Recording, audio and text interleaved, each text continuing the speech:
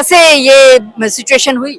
देखिए अभी चुनाव के समय में अपना अपना पार्टी के प्रचार में सब व्यस्त हैं। नीतीश जी अपना पार्टी के भी प्रचार में व्यस्त है, मोदी जी भी अपना पार्टी के प्रचार कर रहे हैं। कहीं संयुक्त रैली अगर के गुंजाइश होगा, समय होगा तो वो लोग करेंगे। अपना अपना टाइम प्रधानमंत्री का तो फिक्स रहता है, ठीक है, वो बड़ा मुश्किल से टाइम निकाल पाते हैं। हो सकता है नीतीश जी को उस टाइम टाइम ना मिले, ठीक है, तो वहाँ तो कोई दिक्कत नहीं है ना। यहाँ का जैसे गठबंधन नहीं है ना राजद कांग्रेस जैसे राजद कांग्रेस के जैसे कनपट्टी पर कट्टा भिड़ा के जैसे मुख्यमंत्री का कहा हमको जैसे कैंडिडेट घोषित करो, और नहीं तो गठबंधन न करेंगे, सीट न देंगे। जबरदस्ती किया ना, ठीक है, तो कांग्रेस का तो औकात नहीं है बिहार में, ठीक है।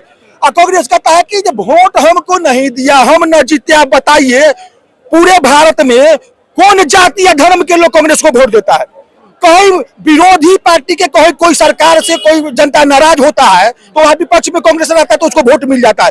लेकिन पूरा भारत में कोई धर्म के लोग, कोई जाति के लोग कांग्रेस को वोट देता है? और नहीं देता तो कैसे कांग्रेस से वोट आएगा? तो कहता कि ईवीएम खराब है। राहुल गांधी पगला के माथा जब खराब रहेगा, ईवीएम ना खराब रहेगा। वो कहेगा जो हिंदू जाता है मंदिर लड़की छेड़ने भटियारा पापी, तो मैं बहन को कह लगा मंदिर में ले गया, पानी को छड़वाने लग गया हिंदू से मंदिर में। तुम तो जो है मुसलमान खानदान के है, बाबरी खानदान के है नेहरू, तुम जो है क्रिश्चियन खानदान के है। तुम कहा ले गया मस्जिद, तुम कहा गया मस्जिद, तुम कहा गया मस्जिद, मंदिर क्यों गया तुम? 26 तुम मंदिर का विरोध करता है। देखिए ये बिहार को कंगाल बनाने वाला जो है राहुल गांधी जब बिहार में सरकार था राजद का कांग्रेस का, तो राहुल गांधी भी कहता था कि विकास होगा, रोड बनेगा ना तो धूल उड़ेगा तो गरीब को धूल पड़े। अरे करता है इसका जो है सुनिए इसका तो वोट चोरों का खानदान है। क्योंकि नेहरू को एक वोट नहीं पड़ा था और प्रधानमंत्री बन गया था। सरदार वल्लभ भाई को 13 वोट पड़ा था, नेहरू को एक वोट नहीं पड़ा था और वो प्रधानमंत्री बन गया और वोट चोरी करके। वोट चोरों का खानदान है। इंदिरा गांधी इमरजेंसी लगाई, जब हार गई तो इमरजेंसी लगा के शासन की। राजीव गांधी जैसे पूरा देश में कत्लेआम करा दिया सिखों का, तब जेल से जीता। अब राहुल गांधी भी चाहता है कि गृह युद्ध करा दे। ये राहुल गांधी जो चीन से एग्रीमेंट किया है, चीन तो चाहता है ना भारत में अस्थिरता फैले, तो चीन से जैसे एग्रीमेंट करके पैसा खा के अब भारत के सभी संस्थाओं पर अविश्वास फैला के राहुल गांधी चाहता है भारत में गृह युद्ध हो जाए। ठीक है, ये चीनी एजेंट है। ये अभी देखिए आइए सुन, ये प्रियंका गांधी के और रॉबर्ट वाड्रा के शादी में आईएसआई का एजेंट गुला आया था। ये बात सुब्रमण्यम स्वामी कहे, ठीक है, तो ये आईएसआई के एजेंट के बोलाता है, आईएसआई के एजेंट के दंगा कराता है देश में, ये आतंकवाद फैलाता है। ये बम विस्फोट जब होता था तो कांग्रेस का वहां हाथ था। कांग्रेस के नेता गोगो या उसका पत्नी जैसे पाकिस्तान में बैठता था, भारत में बम विस्फोट होता था। ये जान के कांग्रेस पार्टी कराता था देश में बम विस्फोट, अब पाकिस्तान मिल करके। और जो बम विस्फोट आतंकवादी करता था उसको ये छोड़ देता था। पीछे दम छोड़ा ना आतंकवादी को, जो समझौता एक्सप्रेस में पकड़ाया था आतंकवादी पाकिस्तानी, उसको छोड़ दिया ना चाहिए। पीछे दम 14 दिन में छोड़ दिया। जनता पहलगाम को भी पूछती है, पहलगाम के अभी तक नहीं पकड़े गए हैं। पहलगाम पर कार्रवाई हुआ, आतंकवादी कई आतंकवादी मारा गया और इसका कितना जवाब जेल से दिया गया? प्रधानमंत्री मोदी जी दिए जवाब है। 2009 में काहे नहीं दिया? जब बॉम्बे में भी अटैक हुआ था तो मनमोहन सिंह 72 घंटा तक गोली चल रहा था, कहे नहीं दिया जवाब? कांग्रेस पार्टी है, राहुल गांधी जब सुपर प्रधानमंत्री था कहे नहीं जवाब दिया? कारों का खानदान है। नेहरू कार था जो चीन से हमारा जमीन को सिर्फ कब्जा करवा दिया।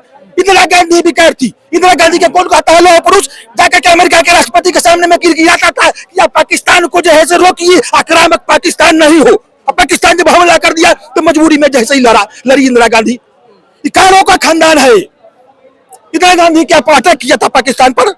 और बात करते हैं, पूछते हैं जी। अभी थोड़ा सा वो वोट चोरी वाली मुद्दा ये आया कहाँ, इसका सोर्सेस समझिए। एक संस्था है दिल्ली में जिस संस्था का नाम है CSDS, नाम जानते होंगे, CSDS ये संस्था है। इसकी प्रोफेसर ने एक डेटा जो फेक डेटा था वो ट्वीट किया था।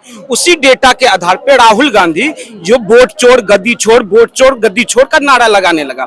उसके बाद जो संजय सिंह जिसने फेक डेटा दिया था वो आज माफी मांग रहे हैं। देख लीजिए, कैमरामैन फोकस कर लीजिए। और उसके बाद माफी मांग, और उसके बाद ये लिख रहा है sincerely apologise for the tweets posted regarding Maharashtra election, the data is wrong, was misread our data team, वो लिख रहा है। और मैं कहता हूं जिसकी डेटा को लेकर तुम वोट चोर गद्दी छोड़ की नारा लगा रहा था, वो आज माफी मांग रहा है। इस देश से माफी तुम कब मांगोगे राहुल गांधी?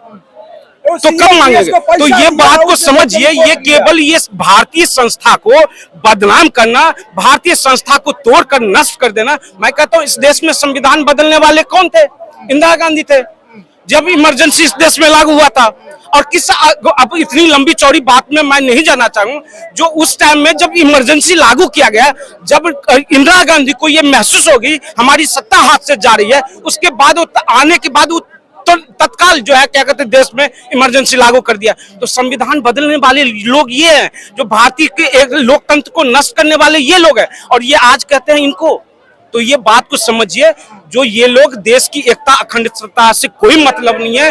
देश चाहे गर्त में चला जाए, मुझे सत्ता होनी चाहिए। इन लोगों को लगता है जो इस देश की सत्ता हमारी बपोती सत्ता है, और इस सत्ता पे हम काबिज हो। और ये कैसे चाय वाले आकर इस देश में आकर बैठकर यहाँ पे सत्ता संभाल रहे हैं। तो इसलिए इस बात को समझिए, आज चाय वाले से डरते हैं, आने वाले टाइम में गाय वाले से डरेंगे।